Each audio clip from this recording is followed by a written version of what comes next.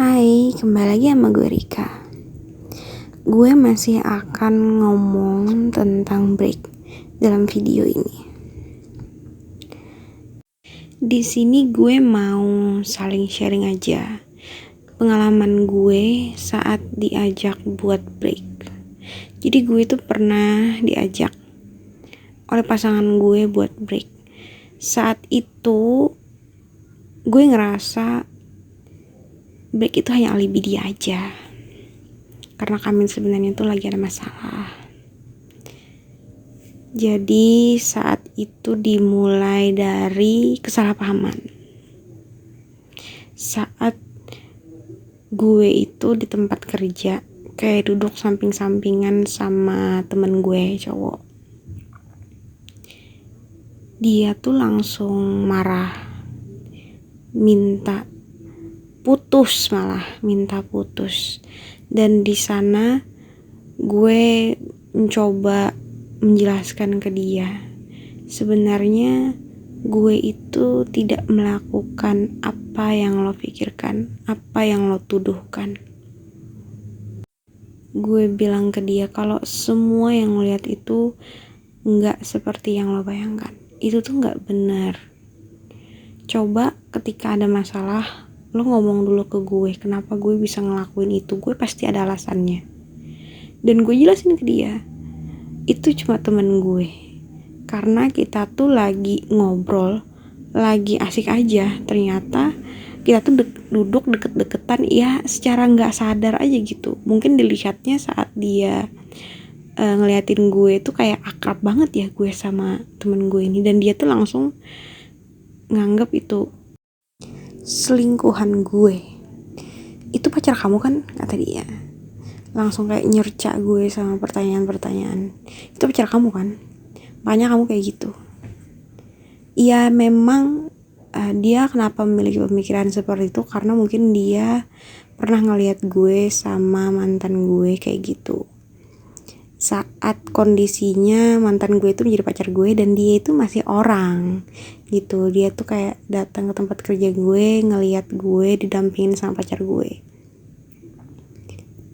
Jadi situasi gue berteman dekat dengan temen cowok tuh, dia langsung mikir kalau itu adalah selingkuhan gue, seseorang yang pasti deket sama gue.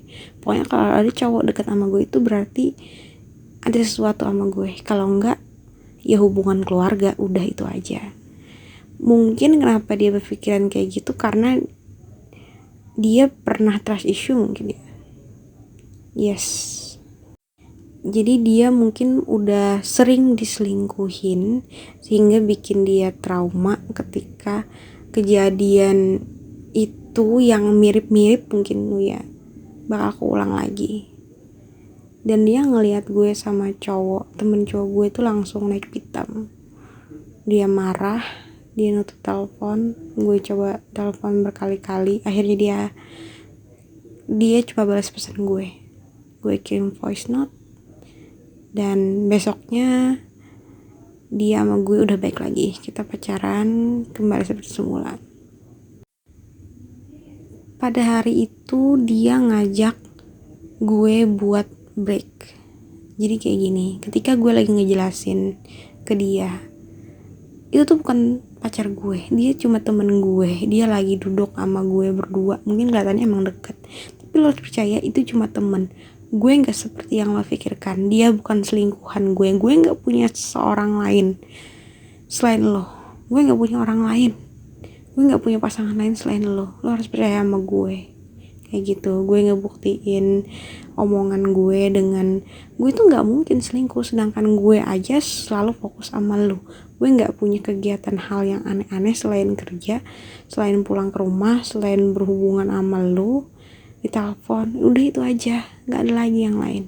Gue nggak punya temen cowok juga yang sedekat itu, cuman karena itu di tempat kerja jadi wajar kan gue bisa duduk nongkrong sama temen sekerjaan gue kayak gitu.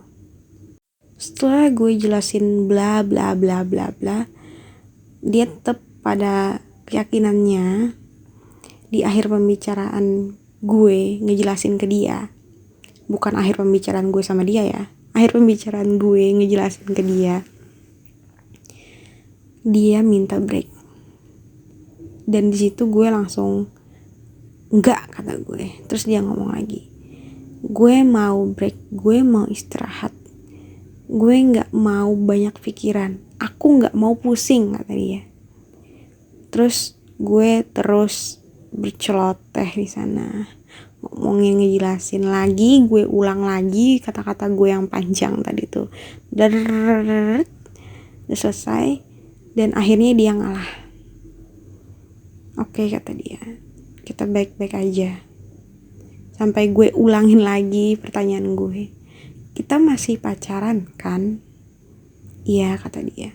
Ya udah, kembali normal seperti semula. Dan besoknya kayak udah kayak biasa, seperti tidak ada masalah. Gue tuh gitu. Kenapa gue kekeh nggak mau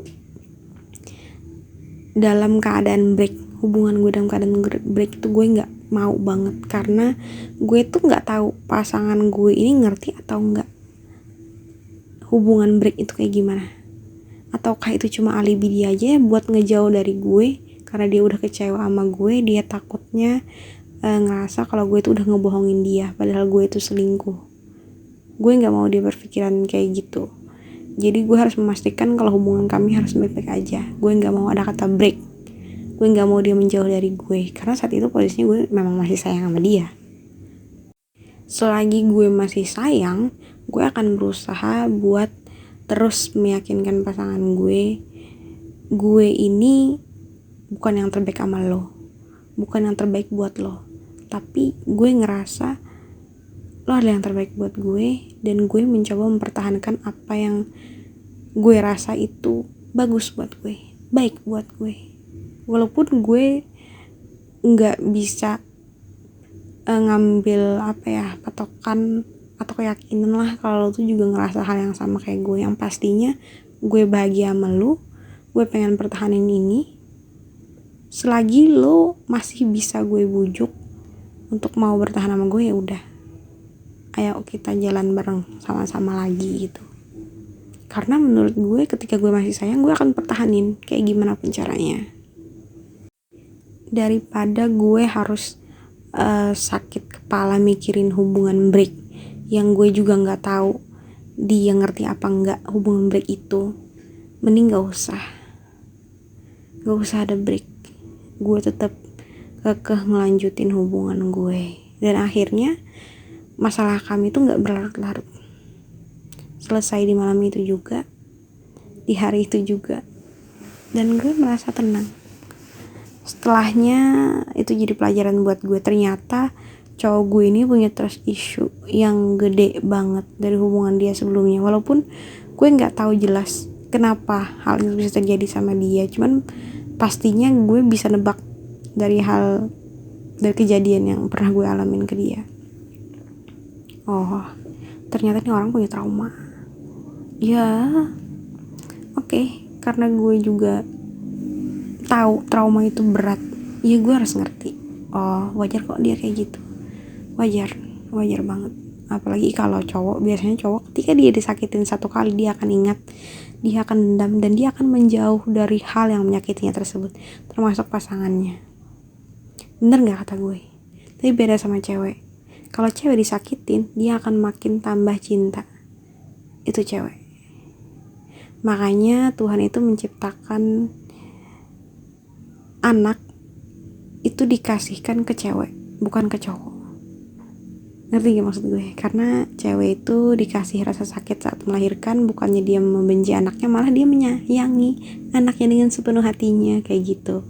Kalau cowok disakitin, anak itu dikasih ke cowok, dia merasakan rasa sakit, kemungkinan dia tidak akan menyayangi makhluk kecil tersebut yang notabene memang itulah anaknya. Kemungkinan, cuman ya Tuhan itu memang benar-benar memberikan ketepatan lah, anugerah kepada perempuan. Makanya cewek itu dikasih anak itu dari seorang cewek, bukan dari cowok, ya enggak? Ketika dia disayangi, dia akan semakin menyayangi hal tersebut. Itu cewek. Beda kalau cowok. Ya cowok disakitin dia akan pergi, berusaha untuk menghindar. Kebanyakan, gue gak bilang semua cowok, dan gue juga gak bilang semua cewek kayak gitu. Ketika disakitin dia akan bertahan. Enggak. Ini cuma dari beberapa orang yang gue temuin, yang gue alamin juga, dan yang deket-deket sama gue ambil kesimpulan, oh ternyata cowok tuh kayak gitu. Itu maksudnya. Oke, sekian dari gue, Rika. Terima kasih. Bye bye. Jangan lupa like, comment, dan subscribe. Oke?